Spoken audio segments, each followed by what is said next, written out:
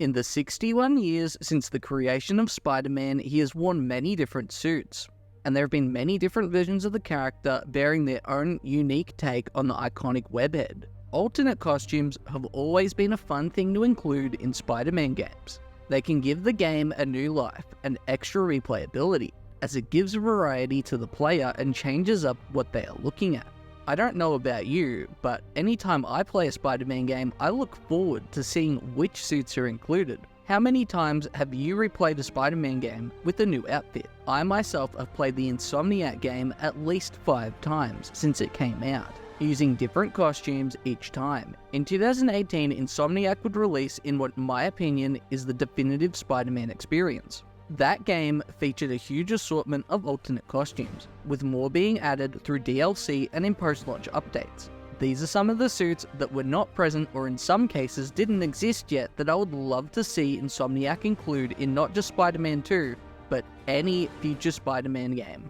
I'm going to start with Miles Morales. The character is 12 years old and has only had a few alternate costumes. Most of these were included in his spin-off, Spider-Man Miles Morales. I'd love to see all those return, but there were some which didn't exist yet or weren't included. A personal favourite that I really wanted in Miles Morales but didn't make an appearance comes from Into the Spider-Verse. Insomniac included the main suit that he designs at the beginning of the 3rd act, but they didn't include the initial version that we are introduced to, where he's wearing the jacket and shorts. It's a suit I'd love to see included, mainly so I can recreate the iconic swinging sequence. This is one that was only recently shown off and is about to debut in the Carnage Reigns crossover. That's Miles Morales' version of the Iron Spider suit. For me, I love the colours on this suit. I really love the combination of black and gold. The addition of the red helps break it up, resulting in a suit that pops. While not a Miles Morales suit and originally worn by his uncle, the Prowler, maybe they could also include the version of the Iron Spider that was worn by him in the penultimate arc of the Bendis run. This one is just a black and gold variation of the normal Iron Spider, but it would look really cool and pop on screen with the black and gold. The second last suit I think should be included for Miles Morales is the tracksuit. He started wearing this design after his costume was damaged. It's not a suit I love. I prefer the standard Miles Morales design over this, but it should be included.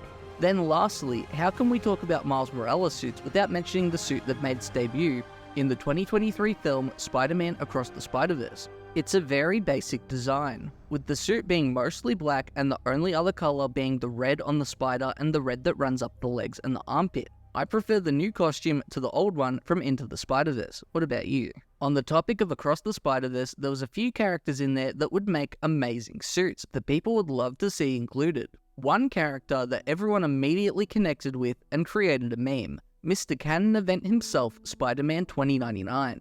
The 2 suits from the comics were included in the first game, but including the Across the Spider-Verse version would be a welcome inclusion. It keeps everything that makes the suit identifiable while doing its own thing, creating a fresh interpretation of a classic design. In a similar vein, I'd love to see Spider-Punk included as well. It would be a lot to ask, especially if they included the ability to have it all running at the same frame rate as the movie, but I would love to see the Across the Spider-Verse Spider-Punk and his anti-capitalist agenda included. The last of the Spider-Verse suits I'd love to see is their interpretation of Spider-Man India. It's very unique, he didn't have a lot of screen time in the movie. It's not a suit I personally vibe with, but it should be included for the sake of having the full set. Spider-Man has been around for 61 years, but he has for the most part since the 2000s not moved forward very much.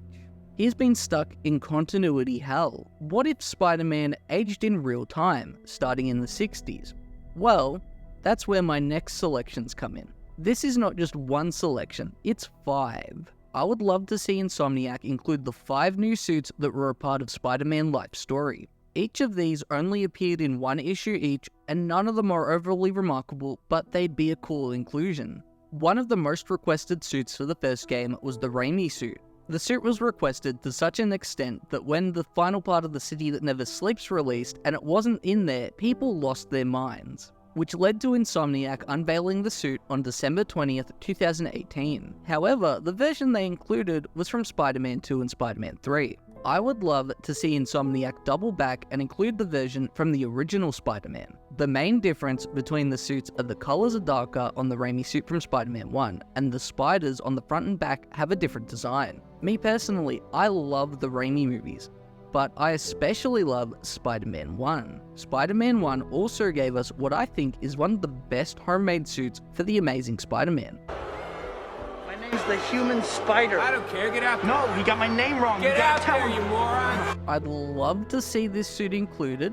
It's such a basic design, but I also think it's very memorable for its short stint in the film. The thrown together nature of it has a lot of charm, and it really speaks to me.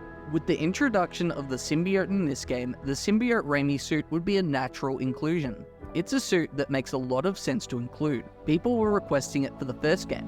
Why not just put it in? It's the same case as the original suit from Spider-Man 1. All they would have to do is adjust the spiders and slightly adjust the colors. The next one I'm going to whip out is a deep cut. In 2017, in the aftermath of the Clone Conspiracy, Ben Reilly was brought back to the Spider-Man comics for the first time in almost 20 years. When he came back, Marvel had Mark Bagley design a new costume for the Scarlet Spider. The new costume was very much inspired by Spider-Gwen, as evidenced by the hood being integrated into the suit and worn over the mask. This suit only appeared in a handful of issues before the classic suit was brought back, and this suit was never seen again.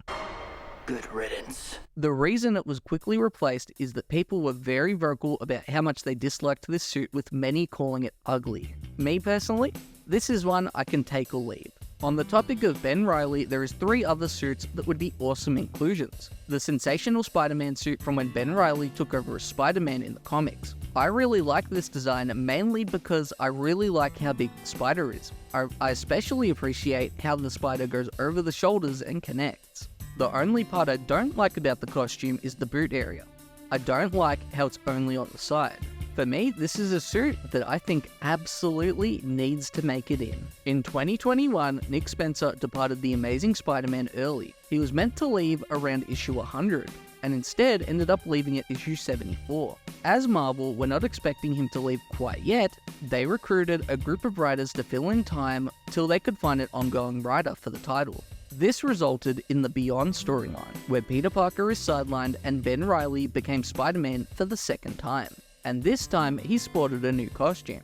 The big design choices of the new costume were the off-center spider that started on the right of his chest with the arms getting bigger as they flay out. And this one also has a full red boot. I love this suit, especially when it was drawn by Patrick Gleason.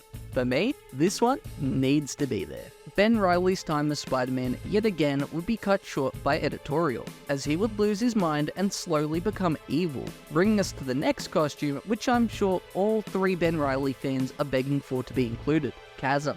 Look, even I will admit, cool design, but character assassination at its finest. I think that the darker colors and more basic color palette really make the green pop, and as a result, it would make for a really cool suit to see.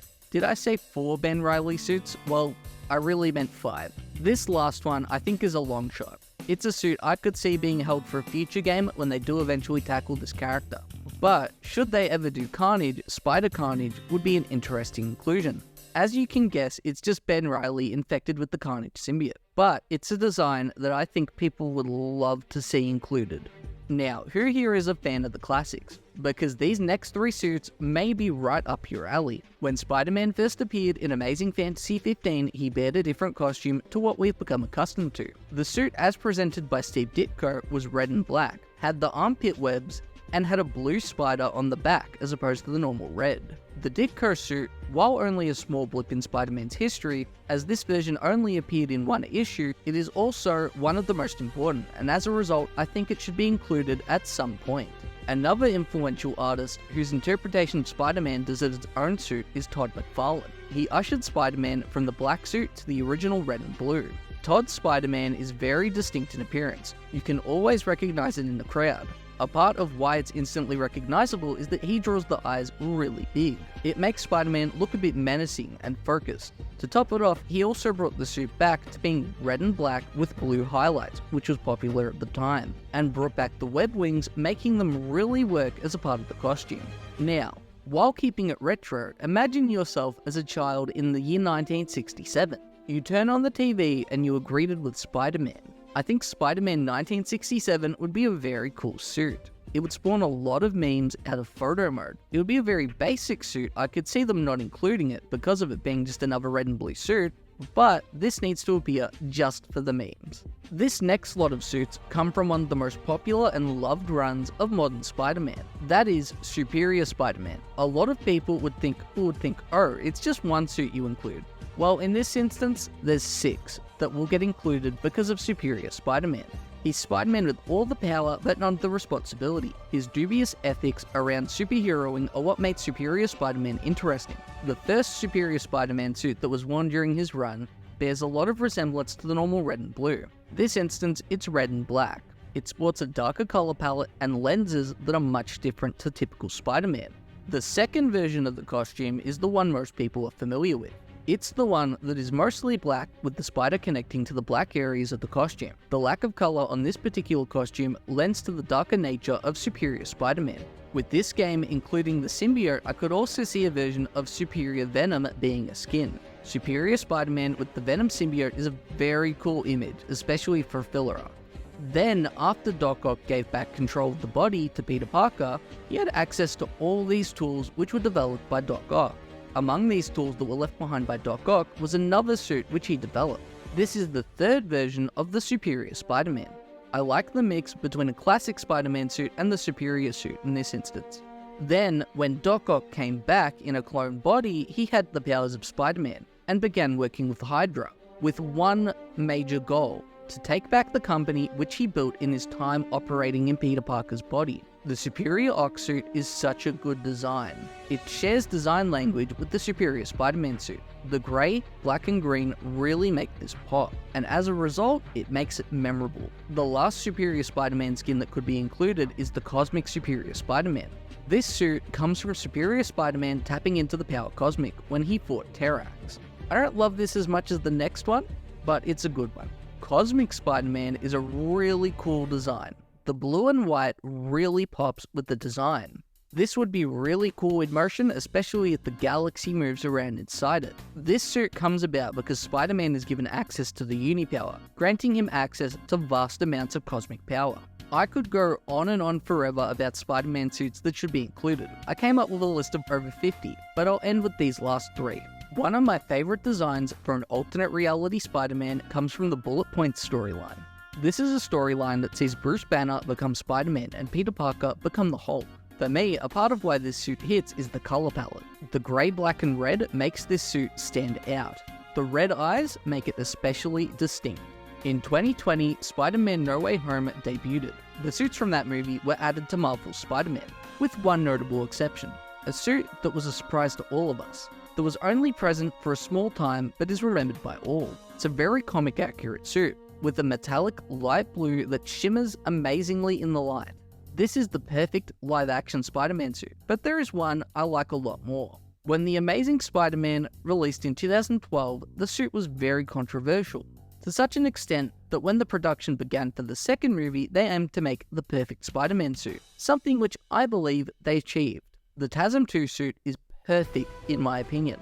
If this suit came to the games, I would love to see it ripple in the air like it does in the movie. I think a part of what makes this suit work for me are the colours and the big eyes. This suit is the perfect way to bring the webhead from the page to the screen. These were some of the suits I would love to see included in future Spider-Man games. I could go on and on for hours about the different suits I would want to see. There were many that I didn't include, but that's a story for another time. If you've taken the time to watch this far into the video, I really appreciate it. If you did enjoy the video, please whip the subscribe button to get notified when I post more video essays and gaming content.